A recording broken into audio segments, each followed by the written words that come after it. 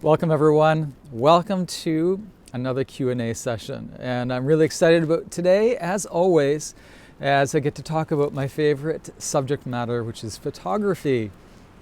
And of course, editing and gear. I feel like I'm equal artist and equal parts geek.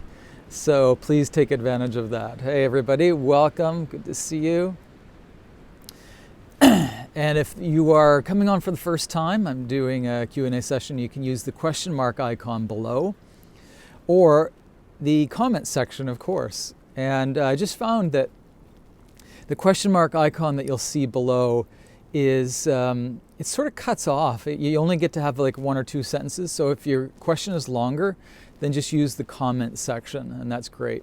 Also, for all of you who have just joined, let me know where you're from. It's really fun for all of us to see where you're coming from. Hey Yusuf, welcome everybody. I hope you like my espresso cup. Ara and Sophia, good to see you. Hungary. You know, I've been to Hungary many times. I absolutely love Hungary, and I love the Hungarian people. They're wonderful. From Portugal, welcome, Palma. South Africa. I've been to South Africa. Good morning, Mark. From India, Raj, welcome. Ricardo from Mexico. Oh, I love Mexico. I miss it. From Dubai, welcome. From Iran and Lithuania, yes, and Calgary, welcome back. And I just welcome all of you, and I thank you for joining.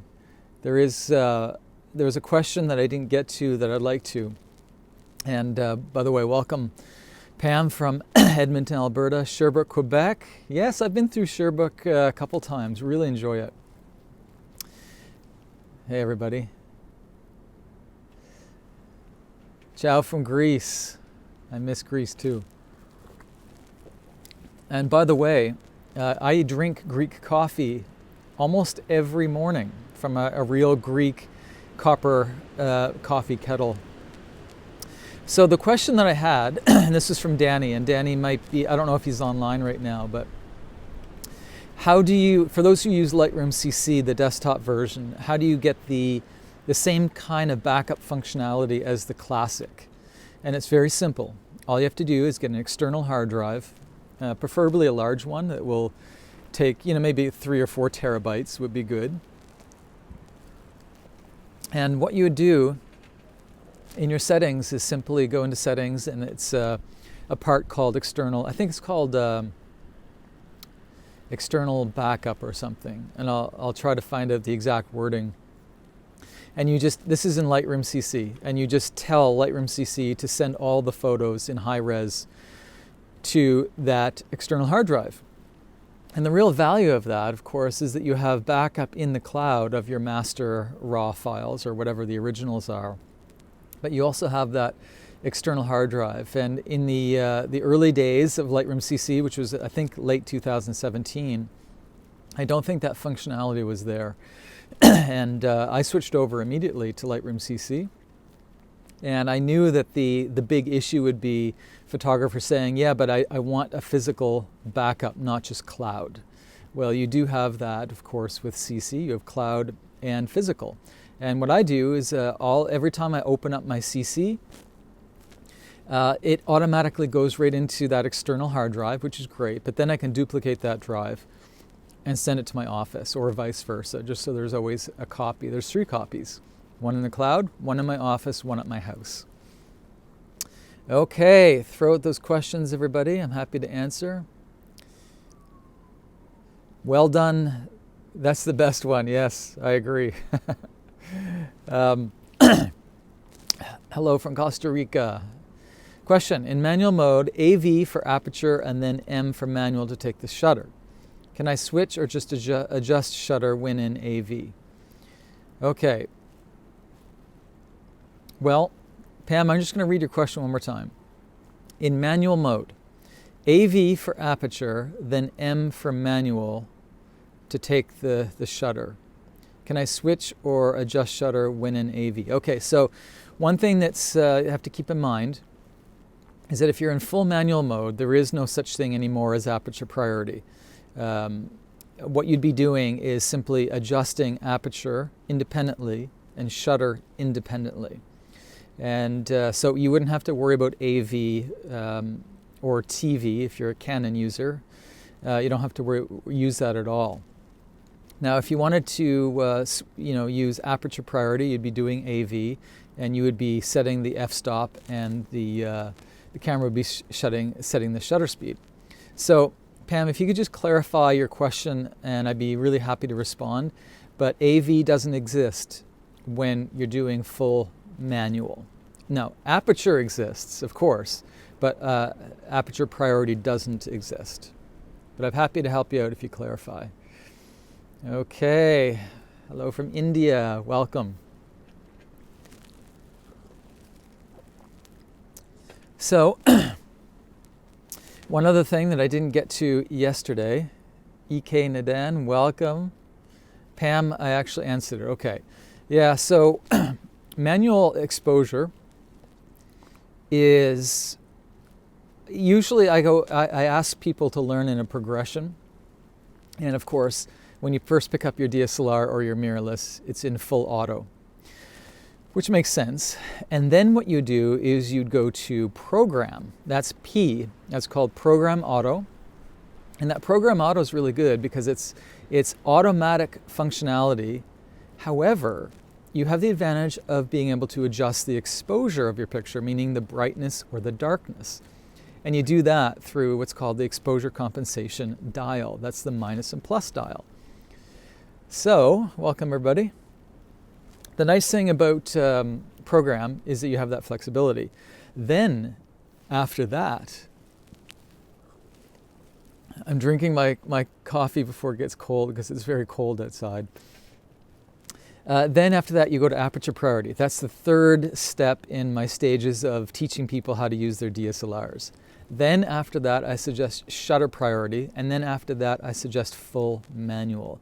And that's the progression that I usually take people when I'm teaching DSLRs or mirrorless. And I try to do that on my photo workshops, the physical ones that are 1 week, and to a certain extent, the online courses. Have you ever visited India? Yes. EK Nadan, photographer. I've been to Bangalore, and it was one of the best trips of my life for many reasons. I was amazed at the stunning color of the women wearing the saris. I was amazed at the food. I was amazed at the chai masala, and just everything about it was wonderful.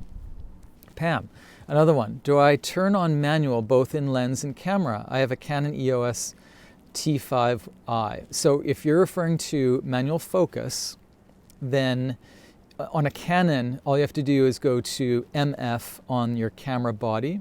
If you're using a Nikon, which you aren't, but those who use Nikons, you would usually switch to manual both on your lens and on your camera body. Now, Pam, if you're referring to manual exposure and not manual focus, then it doesn't matter. Just leave the Canon lens alone. Don't worry about it. So I hope that answers your question. What is the best advice you can give to anyone who's a beginner at photography? Yes, be someone who doesn't lock into a specific genre. It's too dangerous, especially, and we're noticing this with the COVID crisis, is that if you only do one genre of photography, okay, let me back up. I'm going to suggest that maybe you want to get into photography to make money and to have a bit of a career, others a side career. If that's the case, then be a generalist. Learn as many different types of photography as possible. If you are getting in as a hobby and you don't really need or want to invest in photography as a career, then what I suggest you do is that you scour the internet for your heroes. And those would be people who you look up to and who have a style that is very similar to what you want to attain to. And you study them and you copy them. There's actually nothing wrong with copying the style of someone when you're starting out. And then eventually you will get your own style, and someone who looks up to you will do the same.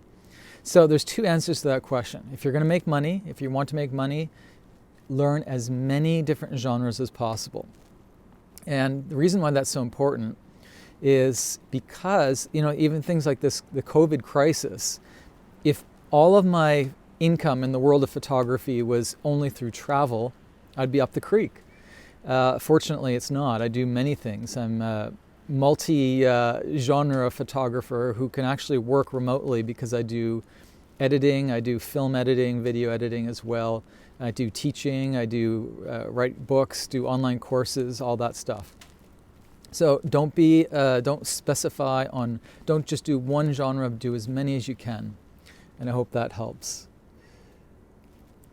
Yes, I also do food photography, yeah. Not so much anymore because I sold my photo studio. I still have some lights, but most of my work is travel-based now. But I used to do a lot of food photography, actually. It was wonderful because the art director would always leave the food that we didn't shoot at my studio, so I'd have this great food to eat for the rest of for the next couple days. Nabil, welcome. Hi, Mark and everybody. Soterios, which is the best lens for portraiture and which is the best for street? Yes, so for portraiture, I would advise the 85mm f1.8 for portraiture. And the reason why that's good is because if you have a full frame camera, that 85 is going to do just fine. Now it's true that for full frame, people like to have a 105 or 135 for headshots. But to be honest, you're not going to always just do headshots. You're going to do upper body shots. You may do fashion, you may do full body.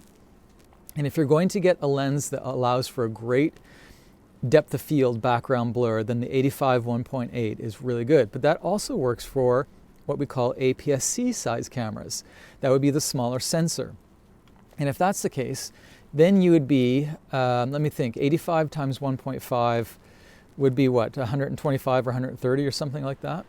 And that is a really good focal length for getting headshots. You just have to move back a little bit and you'll be all set for any type of portraiture. So that's my advice. Now, if you feel that you'll only ever really shoot with an APS-C size camera, for example, in Fujifilm world, there is no full frame, it's just APS-C.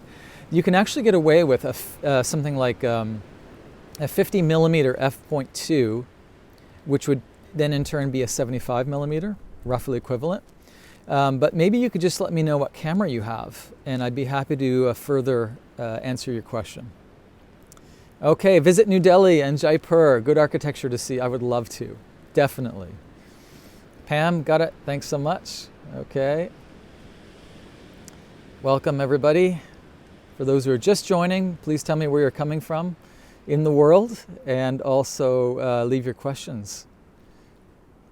Raj says, I'm using a Nikon D3500. It doesn't have any button either in the camera body or in the lens. I'm using to switch to manual focus. Really? That's surprising. Raj, are you sure there's no either M or MF on the front of the camera body? There should be, and I forget how Nikon does it, but it's usually an A or an M or an AF or MF. And it's usually a little switch. It's not really a button, but it's a switch that you can switch back and forth. And Nikon usually has that on the lens as well. So check the lens and check the camera body and get back to me. Does that mean that it doesn't have manual focus ability? No, all Nikons have manual focusing as far as I know. And I know the D3500 certainly does. So please get back to me on that. Okay, welcome everybody. For those who just joined, throw out some questions and tell me where you're from. G. Finley, 35. Thanks for your advice. Love your YouTube videos. Well, I appreciate that. By the way, my YouTube channel is Mark Hemmings Photography School, and you can do a search for that in YouTube. And I'm just loading a ton of new content. And what is that content? It's these recordings. And the reason why I'm doing these recordings is because I'm, as most all of us around the world, we are in our houses, and I'm on my back deck, and I'm almost freezing because I can't do this inside usually. However, I'm posting these also, in case you miss any, to my YouTube page. And my YouTube page has 155 free photo lessons. So please check that out and send it to your friends. And I hope those lessons really help out. And of course I do courses as well, and they can be found at markhemmings.com. Okay, welcome, Click. Cinderbug, welcome.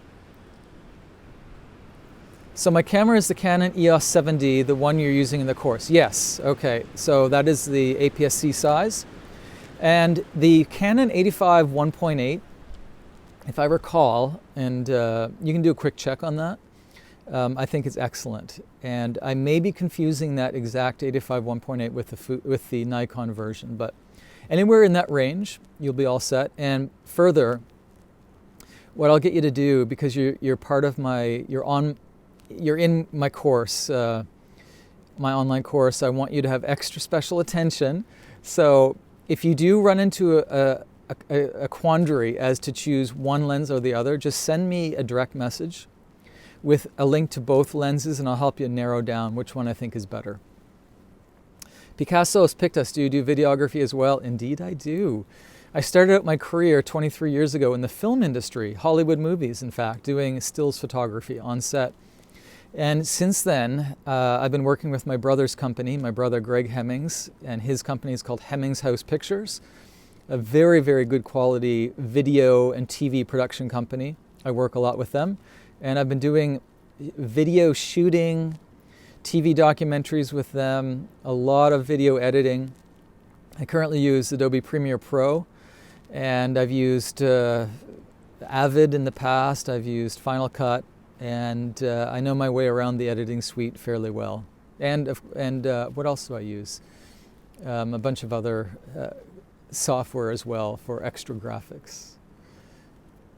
Welcome, Alessandra. Soulful lens. I have a D3200 and only the MF switch is on the lens and not the camera body. Yes. Okay, you're all set then. I just forgot that some Nikons don't have the manual focus switch on the body. They only have it on the lens, and I remember that now. Okay, let's see what else we have here. Greetings from Mexico. I follow all your work and appreciate your knowledge. Well, I appreciate that. And I would love to be in Mexico right now, to be honest, because I'm very cold out here and it's almost starting to snow. By the way, we're talking about Mexico. I don't know where you're from, but every year I spend my winters in San Miguel de Allende, and I love San Miguel. I've been spending my winters there for certain durations since 2008, and I have a deep appreciation for Mexico and my wonderful Mexican friends.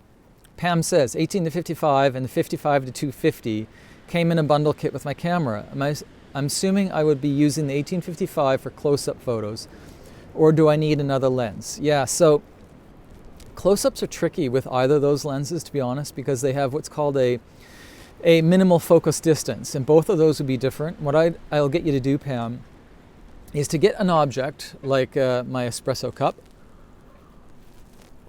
put it on a table, and I want you to, with a tripod ideally, I would like you to go to manual focus and do a test to see which one fills the frame more. Now when I'm talking about filling the frame, let's just pretend that this Instagram camera that's filming me right now is your vertical composition.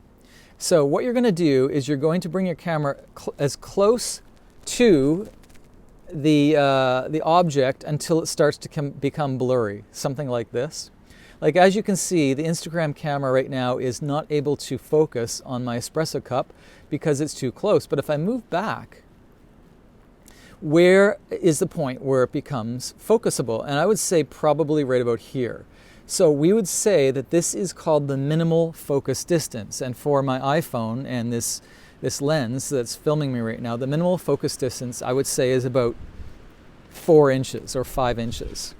Now, both of your lenses are going to have a slightly different minimal focus distance. One will be better than the other. So maybe that can be your homework today. I'm going to give you some homework. And then if you pop back tomorrow or next time I see you online, we would all love to know which of those two lenses has the less or has the better minimal focus distance, okay? And if that fails, like if both of them just don't cut it for you, then you will, like I said yesterday, probably invest in close-up filters, which are cheap, or eventually if you really love macro, then you're gonna get macro lens. Okay. You're very generous with lessons and tips. Awesome YouTube content. Thank you. Well, the nice thing is that I actually enjoy doing this. And a lot of, it's possible that a lot of people don't even love teaching, but they do it because it's part of a business model, and I understand that. But I actually love teaching photography. And if you guys are benefit from it, then awesome. Okay. I own a Canon EOS 5D Mark III. By the way, I've used the Mark III so much. I put that through so much of abuse. In fact, we've had two 5D Mark IIIs in the past, and they would just take any abuse, dropping, crashing, heat, freezing, frigid, Arctic. Those cameras, the 5D series, I must say, I have to give credit to them because they are tough, and they're not exactly the highest tier professional level cameras either. They would be considered a bit higher level than what we call prosumer, but they are tough and they keep working. Sorry, I went on a rabbit trail. And I would love to know, what lens do you suggest is the best lens to have extra sharp photos? Yes. Don't bother with the 50mm f1.2. It's a waste of money. However, if you love architecture and panoramic landscapes and want to have really cool full body portraiture with background blur, the L series 24mm f1.4 is really quite amazing. However, it's an L series. That means it's going to be $1,500 Americans, and that's really expensive. So I've used many different lenses with the 5D Mark III, and Palma, all I need to know is what do you want, or what is your preferred genre, and I can help you. So please write back to me. What genre do you like, and then maybe I can help you with a better choice, okay? Picture base. I have a Canon 200D with a 70-300 Sigma lens. It works perfectly. Yeah, Sigma, and I forgot to mention that. You know, yesterday I talked about Tokina and Samyang and a couple others, Tokina, but the Sigmas are great, and don't ever be afraid of buying what we call a third-party lens. They're fine. They're cheap, relatively speaking. Soterios, thank you so much, Mark. But let me ask you, what about digital mastery photography? Is that your course? Yes, it's called Digital Camera Mastery.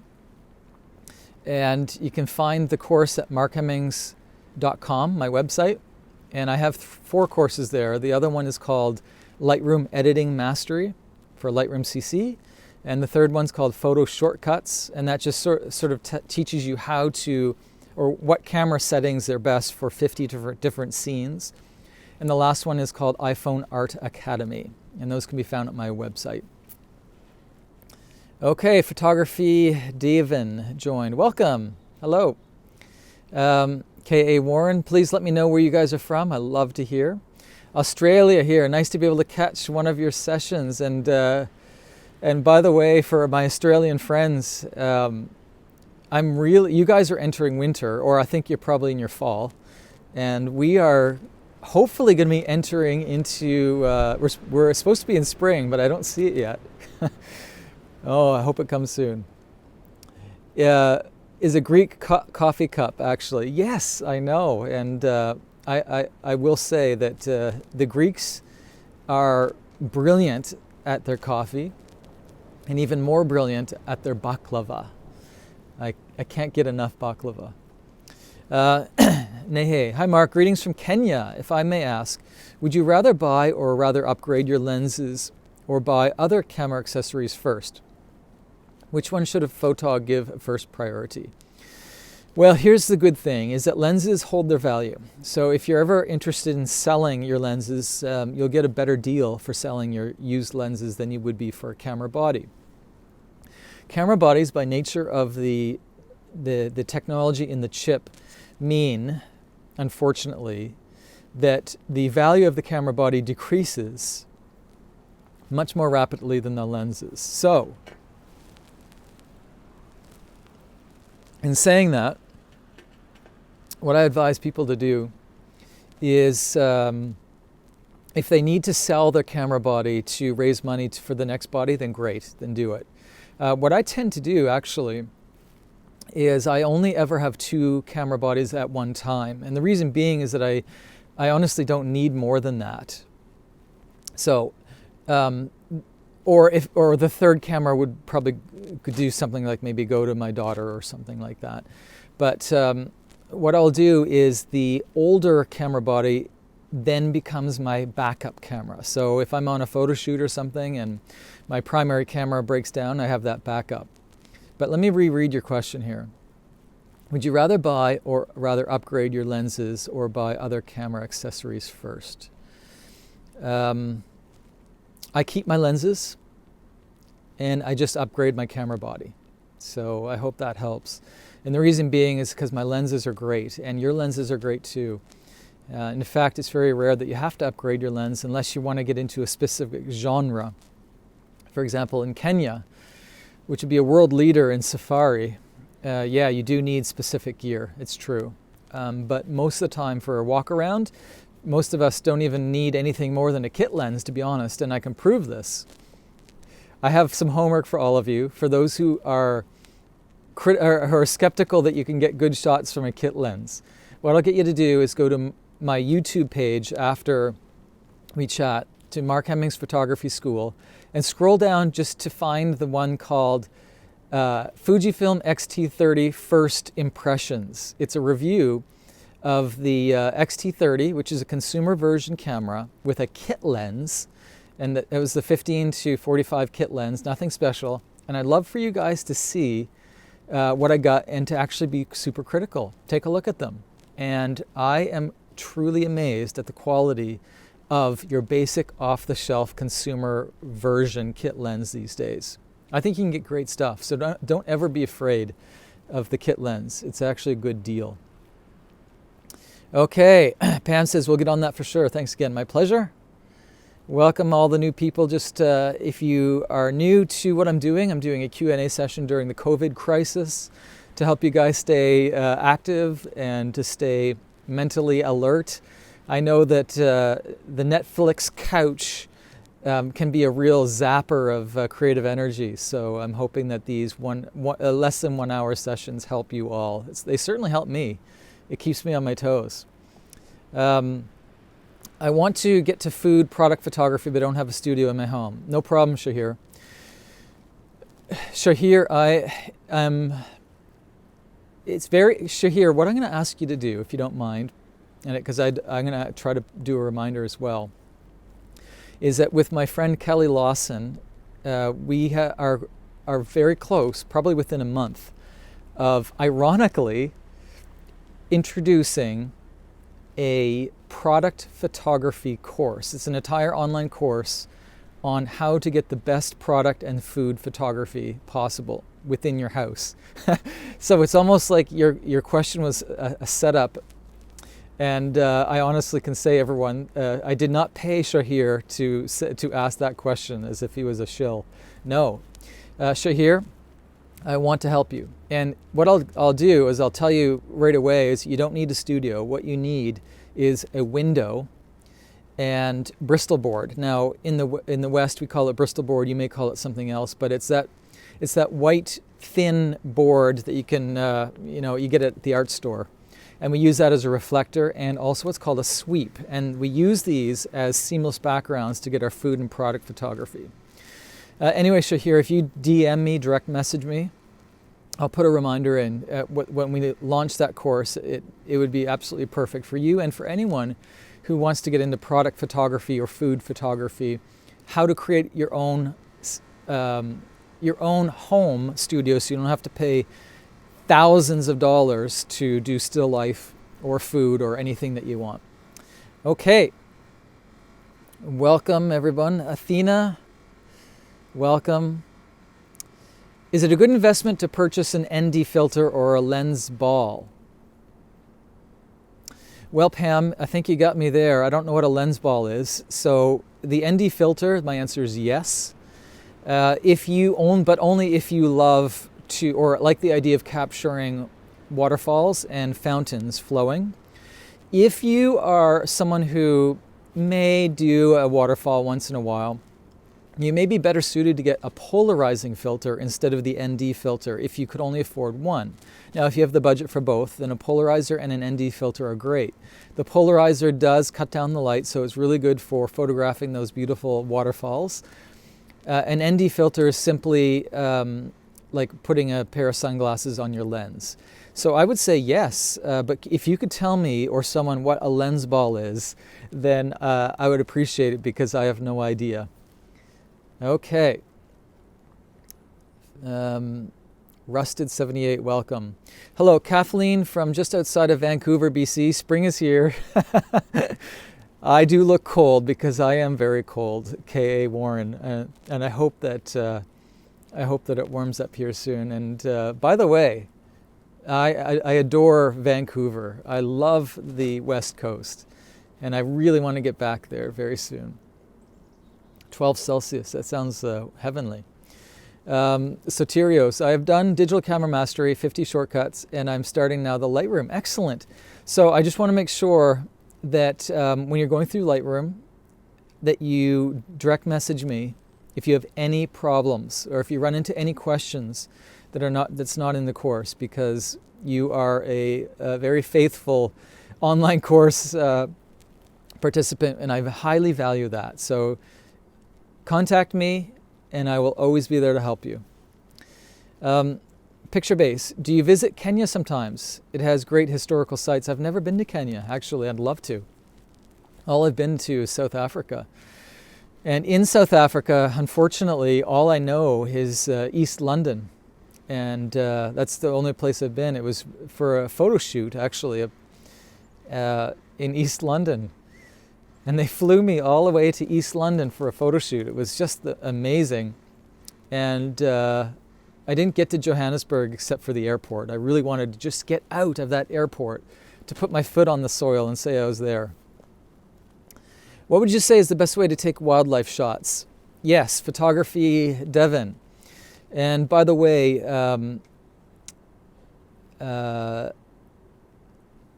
you sent me a direct message and I got back to you, and I will check out your portfolio today. Wildlife shots, not easy. And what I'm going to ask you to do right now, if you don't mind, is type in again what gear you currently have, i.e. what lens and what camera, and I can probably answer your question a bit better, okay? So write that down in the comment section and I'll be able to help you a bit better. Okay, Soterios, please, Konomi, please give me some advice in order to take amazing pictures of cocktails and food. Yes, so cocktails and food, I would suggest going what we call high key first. And high key means that you're looking for a very bright and light atmosphere.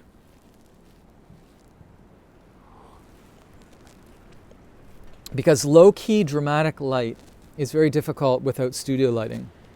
And when I say low-key, I mean the very cool type of photography that you'd see in a bar or, in high-quality magazines. I suggest that you start out with what we call high key. So you have a white background, you have lots of light, lots of reflection, and you use your big window as the main source, and you use, one sec, my coffee's freezing, but it still tastes good. But you use a Bristol board or a reflector to reflect light back into your food or your cocktails, and photograph at a 45-degree angle, use a longer lens, like a zoom lens, and use your exposure compensation to the plus side, use aperture priority, and use f8. Okay, so that is probably what I would advise so far. And the key, the reason why I suggest backlighting, meaning the window is light coming from behind the subject, is because we want a brighter background than foreground. Why? Because it looks nicer. And what I advise is that you look through magazines such as, now unfortunately I don't even know any good food photography magazines, but most of them who are geared for people who love to learn how to cook.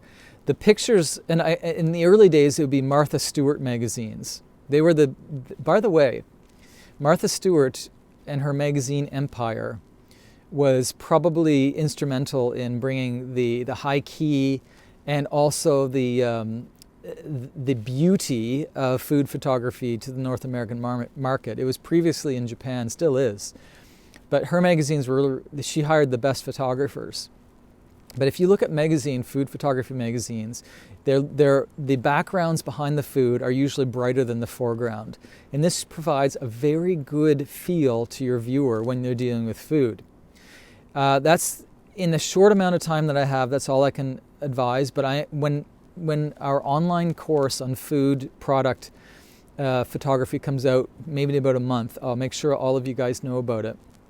And it's exactly this: how to set up a studio in your house to photograph these products.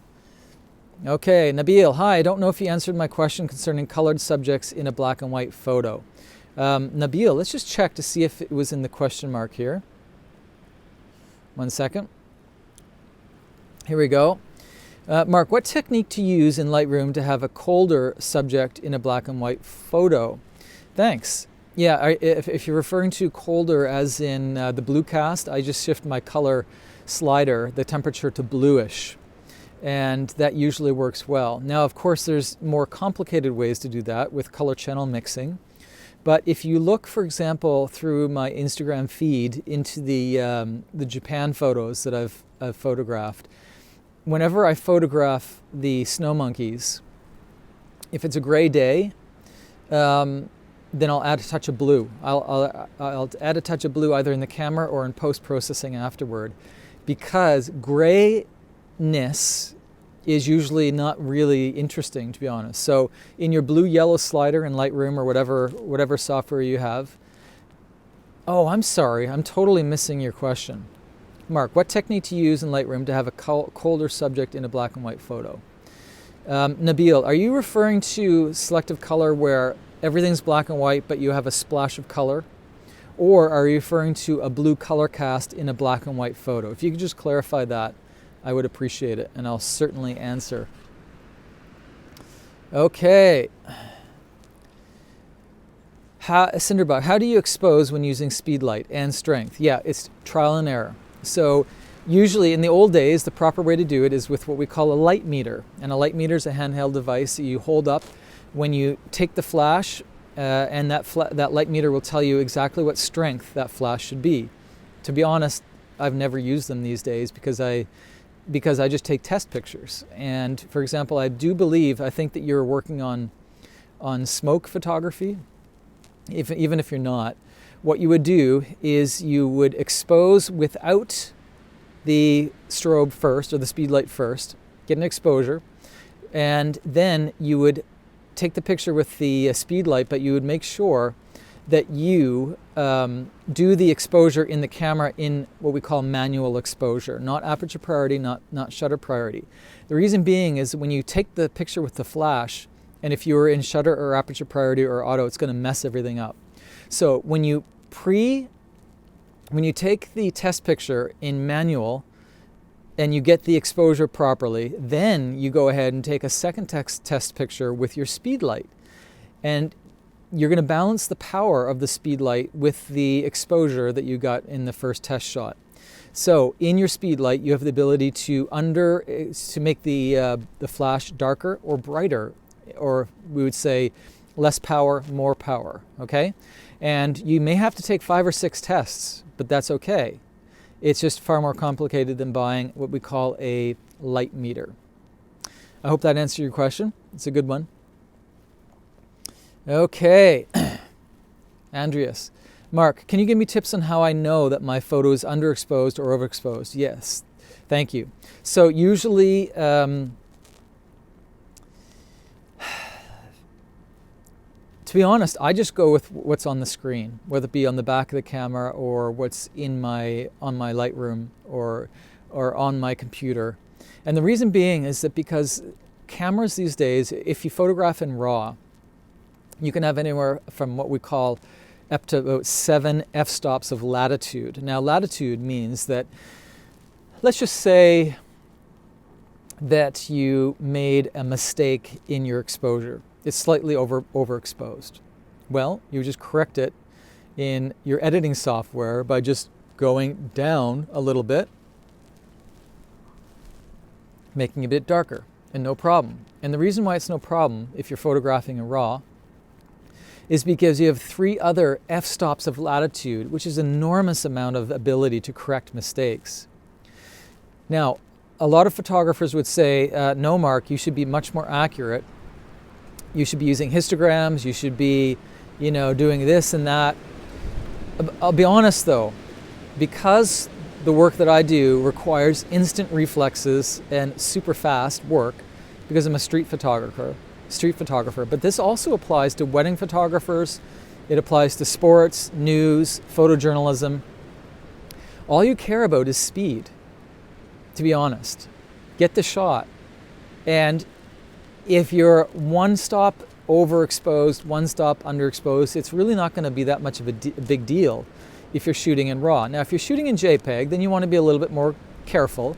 And then I would suggest that you take what's called exposure bracketing.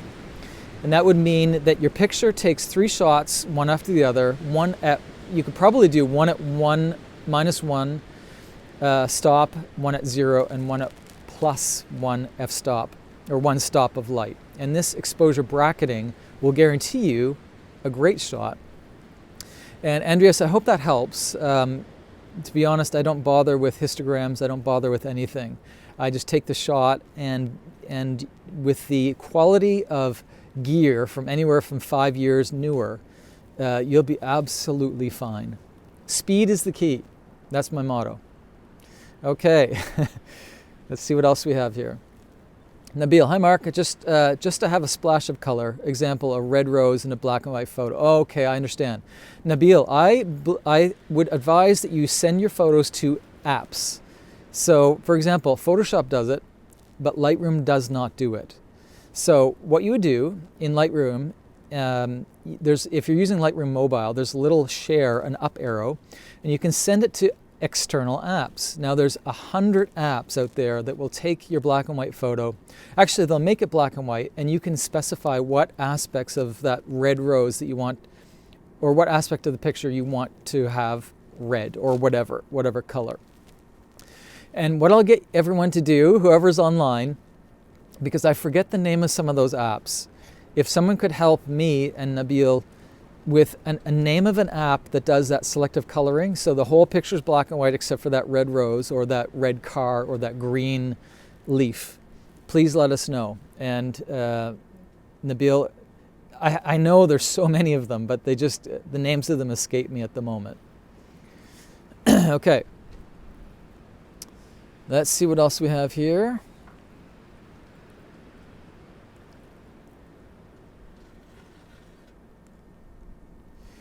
Okay, I struggle with composition when it comes to food photography. Would be nice to have a standalone video series. Yes, so that is coming, and probably about in a month. And it's going to be a really good course taught by my good friend and business partner in this endeavor of getting into food photography and product photography courses, Kelly Lawson. And I'll keep you all informed, because it is a great thing to do, and especially really good, during this. I wish we had the course out earlier because of all the time indoors that everyone has during the COVID crisis. Guntars, hi.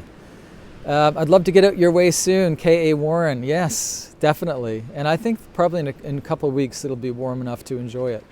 Come to Armenia and you won't be so cold. I would love to visit Armenia. When the world reopens, of course, by all means.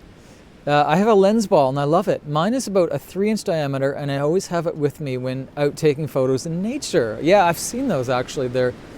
I've seen them advertised on Instagram. I've never used one, but they look really cool.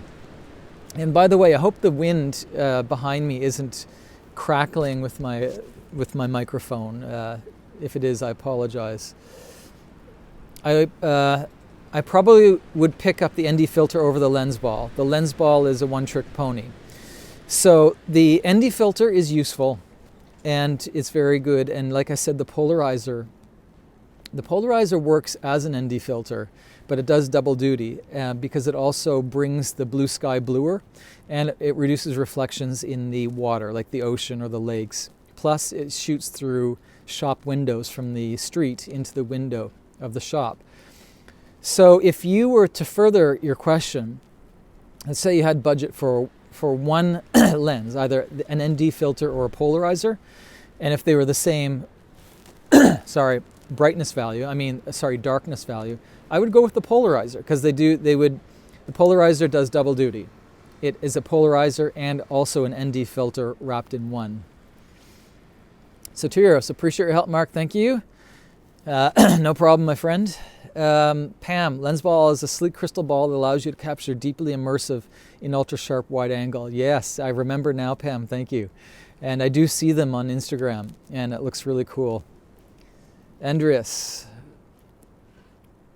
Rusted 78. I think the lens ball is something like a crystal ball that folks take pictures of that inverts the image. Yes, exactly. Okay, welcome new people. Good to see you. I was using it for 50mm lens, AV, and lowest f-stop number, almost opposite of what you said. Yes, okay.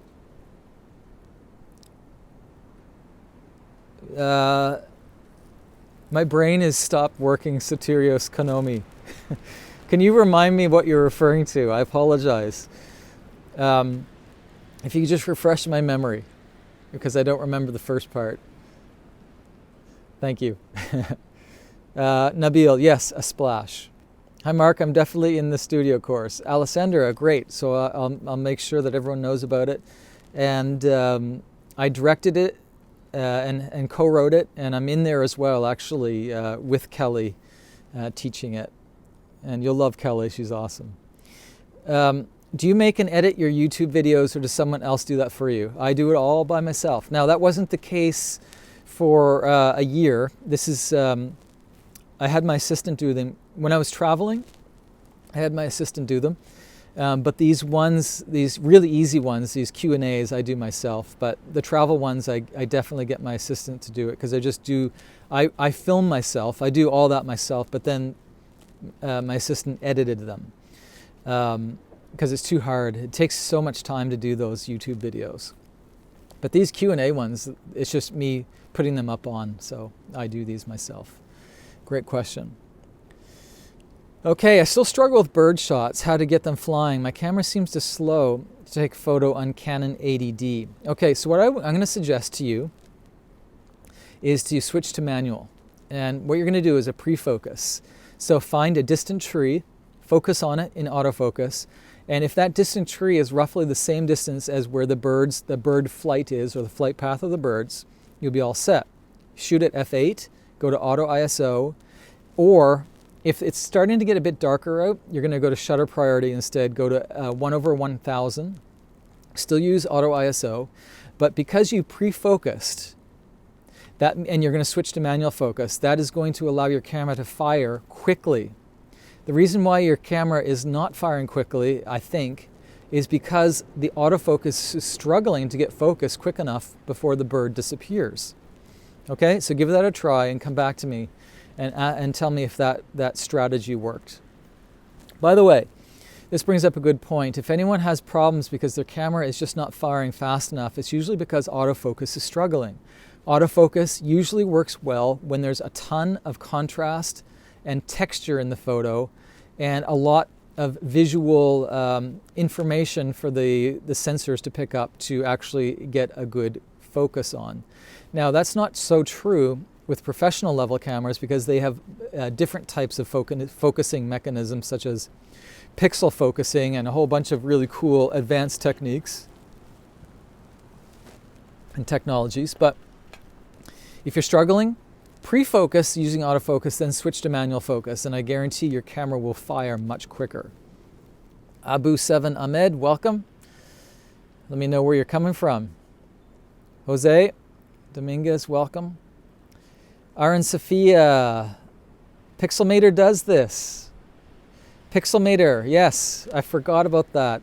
Thank you, Aaron Sophia. Aaron Sophia, by the way, is an amazing photographer, and I would like to do a shout out to Aaron Sophia, ArenSophia. Take a look at her work on Instagram. I know you'll love it. K.A. Warren, can you explain the benefit of shooting in RAW? I'd be happy to. RAW capture.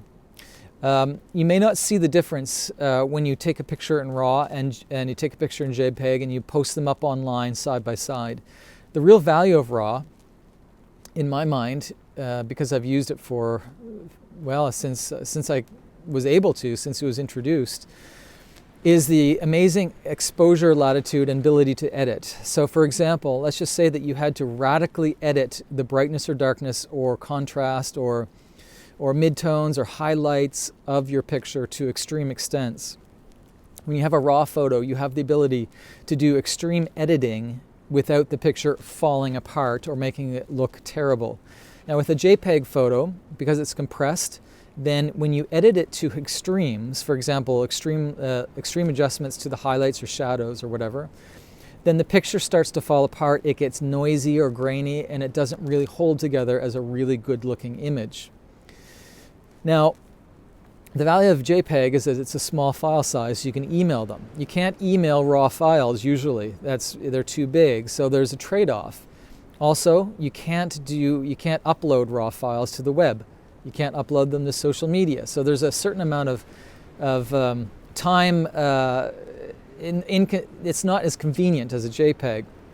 Think of for those who understand sound or theory in sound or for MP3s or whatever, an MP3 is a compressed version of a very good high quality CD version of the song. An MP3 song does not have as good a quality, but you can certainly email it, you can stream it really easily. But the highest quality song comes from your CD. In the same way, a RAW file could be considered like your original, your highest quality image, and the JPEG is a smaller quality, compressed, a lesser quality image, but actually that lesser quality still looks really good. So I never want people to think, I have to switch to RAW because Mark says so. No, the JPEGs are still really great. However, if you're working in a professional setting, it's really important that you shoot in RAW because you may have to do some extreme editing based on your client's desires, and you want that editing to still look good after you stretch that image to its breaking point, in a sense. Really good question. Okay, so everybody, I only have a few minutes left based on Instagram's limit of 60 minutes, so feel free to shoot out any last minute questions. Compact Panasonic, oh yes, you told me that. You told me that you have a TZ60 with your Panasonic. What I'm going to do, Devin, is because I'm running out of time, I'm going to answer your direct message that you sent me through Instagram because it'll take me too much time just here. I just would like to burn through a lot of these questions. I will get back to you, don't worry. About the cocktail photography that you said, f8 and zoom lens. Yeah, so if you have, I would suggest don't use wide angles, use your zoom lens. So if you have any type of zoom lens, you're going to want to zoom in. And f8 is a really good average f-stop. You may want f11 if you want more of that food in focus. And I'm at the end. No more coffee. The reason why I suggest the zoom lens is because you don't want all the stuff around your dish or your food to sort of be in the shot. You want a good like a really zoomed in view? Excellent question. Okay. Can you repeat the app that makes the spot colored and the rest black and white? I lost it. Yes. Yes. Aaron Sophia, who you should check out, by the way. And the reason I'm telling you guys to check out Aaron Sophia is because she's my daughter and she's a great photographer. It's called Pixelmator, and that's Pixelmator, I think, Pixelmator. And it's very popular. I use it a lot, and it's a really good app. Let's see what else we have here. What advice could you give as a beginner photographer, as I only have my left hand to use as a camera? Yes, beginner photographer and limited use, so I definitely advise tripod. I use tripods because I love using tripods. It really slows you down and makes sure that you actually think about the shot. And with regards to beginner photographer, what I need from you, G Finley 35, is your preferred or desired genre, and then I can help you out. So what do you love to photograph, or at least what do you think you want to get into? Boris Chichava, welcome, my friend. Good to see you. And Boris says it's cold here, and I apologize. I'm always complaining about how cold I am. That will change, I'm sure. Due East Photography, welcome. You guys came in as I have like 2 minutes left, and then I'm going to be cut off by my 60-minute limit. So throw in some questions if you have any, because I'm running out of time. Let's see what else we have here. How do you take good quality photos with low grain? I'm glad that you asked this, because I am an advocate. Everyone, this is really important. This is my quote of the day, and you can steal it and put your own name on it. I would sooner get the shot that is grainy and noisy, but I still got the shot. I would sooner get a shot that's grainy than to miss the shot because my shutter speed was too slow. Now, what does that mean? Let me unpack it, as I have like 2 minutes left. If you have the choice of jacking up the ISO, and yes, it'll be a little bit grainy, but because you jacked up the ISO, you had the fast enough shutter speed to capture that image, or you wanted to play around with a low ISO because you were afraid of noise or grain, and then you took the picture and the picture didn't turn out because of the slow shutter speed, which one would you prefer? I advocate that you err on the side of more noise, more grain, higher ISO. I'm never afraid of ISO, and here's why. What is the primary way that people view photos online? Or no, sorry, what is the way that the primary way that people view photos these days? It's online. And I can guarantee you that if you, let's just say that you went from ISO 1600 to ISO 3200, and you were nervous. Don't worry. No one's going to notice the grain or noise because they're only looking at it on Instagram. They won't even see it. Okay, my timer's coming down. Instagram just flashed up, so they have like 1 minute and 45 seconds remaining. So in closing, I want to just reassure you all, I would sooner you guys have a higher ISO and get a good, sharp shot because of a fast shutter speed than to be afraid of ISO and to miss the photo. I hope that makes sense. Okay, I'm going to wrap this up, everyone. Thanks so much for joining. By the way, like I said earlier, I'll be posting this on my YouTube. That's Mark Hemmings Photography School. Please check it out. I have a ton of Q&As up there, plus a whole bunch, 155 videos I just noticed on my YouTube. So please join me there, and I'll be back on tomorrow at the same time, same place, barring any unforeseen situations. And have a great day today, everyone. Stay creative. God bless. Talk to you later.